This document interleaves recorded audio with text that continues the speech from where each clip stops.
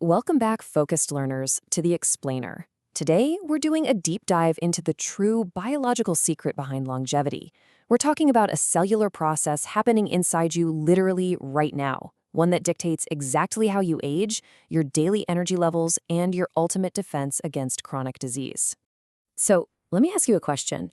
What is actually more powerful than autophagy? You know autophagy, right? It's the ultimate buzzword in every fasting and biohacking circle out there right now. But today we're going to flip the script because while everyone is obsessing over general cellular cleanup, they're completely missing a highly specialized, hidden mechanism that is way, way more critical to your survival in your youth. And that mechanism is mitophagy. By definition, mitophagy is the selective degradation and recycling of damaged mitochondria. Think of it like this. If general autophagy is your body's standard everyday garbage disposal, mitophagy is the special forces cleaning crew. It specifically hunts down the absolute most dangerous toxic waste in your entire body, which is damaged mitochondria. Here's our roadmap for today's explainer. 1. The special cleaning crew. 2. The rotten apple effect. 3. Root cause of aging. 4. The ultimate optimization protocol. And finally, 5. Crucial mistakes to avoid. Let's get right into it. Section 1. The special cleaning crew. Autophagy versus mitophagy. We really need to clearly distinguish our targeted master mechanism from just general cellular cleanup.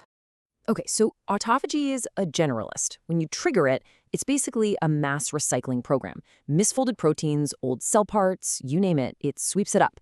But mitophagy is a specialist. It's highly selective, and it only hunts down malfunctioning mitochondria that are actively threatening the cell. Like I said, it is a highly precise special forces operation. Moving on to Section 2, the rotten apple effect. When mitochondria go bad. Why exactly are these damaged mitochondria so incredibly dangerous to us if we just leave them unchecked? You really have to think of a damaged mitochondrion like a rotten apple in a barrel. It doesn't just sit there quietly and lose power. Oh no, it actively mutates. It leaks excessive free radicals, and it sends out these frantic SOS signals that trigger massive inflammation pathways. It literally poisons its healthy neighbors, damages their DNA, and eventually triggers apoptosis, meaning it actually forces totally healthy cells to die when they didn't need to. It's a complete catastrophic chain reaction. All right, let's dive into the cellular detective work here, because the elegance of this system is just mind-blowing. Step 1 is detect. When a mitochondrion gets damaged and loses its electrical charge, a protein called PINK1 builds up on its surface. Step 2 is flag. PINK1 calls in its partner, parkin, which slaps these ubiquitin tags all over the damaged unit. It's literally marking it for death.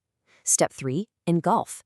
A bridge protein called P62 connects those death tags to a membrane that just completely swallows the toxic mitochondrion whole. And finally, step 4, recycle. It gets delivered to the lysosome, dissolved, and the raw materials are used to build brand new, healthy energy factories. Absolutely nothing goes to waste. So what happens when this elegant system breaks down? Section 3, root cause of aging. The disease stakes. When mitophagy fails, the systemic impacts are absolutely devastating. We're talking direct links to the diseases we fear most as we age. Parkinson's disease, directly tied to a loss of functional mitochondria in the brain's substantia nigra. Alzheimer's, amyloid beta plaques actually make mitochondria worse, creating this awful death spiral. Heart failure happens when damaged mitochondria flood and exhaust the heart tissue.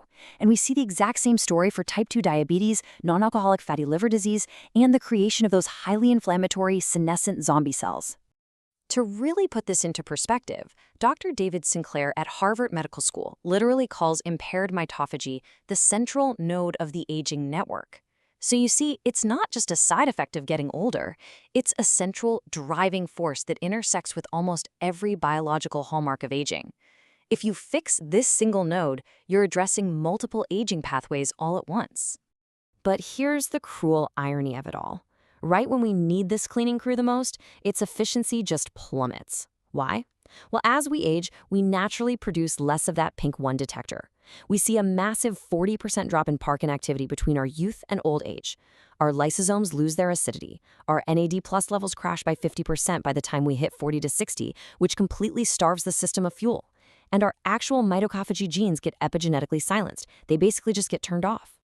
But don't worry, because you can turn them back on. Section 4, the ultimate optimization protocol, reawakening the system. We're going to show you exactly how to actively combat this decline. Now, what's really interesting about this hierarchy is how we've structured it into 6 tiers.